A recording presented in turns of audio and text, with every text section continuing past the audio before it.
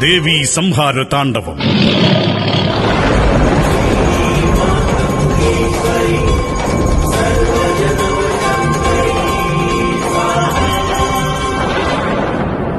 ശക്തനും ദുഷ്ടനുമായ ദുർഗമാസുരൻ ദേവന്മാരുടെ നാശത്തിനായി ആഗ്രഹിച്ചു. ദേവന്മാരുടെ ശക്തി വേദങ്ങളിലാണെന്ന് മനസ്സിലാക്കിയ ദുർഗമാസുരൻ അനേകായിരം വർഷങ്ങൾ ഘോര തപം ചെയ്ത് ബ്രഹ്മാവിൽ നിന്ന് വേദങ്ങൾ കരസ്ഥമാക്കി. അന്നു മുതൽ പ്രപഞ്ചം താപം കൊണ്ട് കലുഷിതമായി.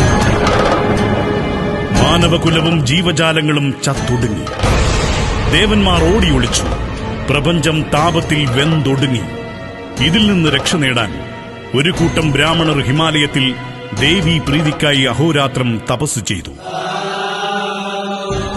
അങ്ങനെ ആദിപരാശക്തി അനേകായിരം നേത്രങ്ങളുള്ള സദാക്ഷി രൂപത്തിൽ പ്രത്യക്ഷപ്പെടുകയും ആ നേത്രങ്ങളിലൂടെ ജലമൊഴുക്കി ഭൂമിയിൽ വറ്റിവരണ്ട ജലാശയങ്ങൾ ജലസമൃദ്ധമാക്കി. ഇതറിഞ്ഞ ദേവഗണങ്ങൾ ആഹ്ലാദാരവത്തോടെ ദേവിക്ക് സ്തുതി പാടുന്നു.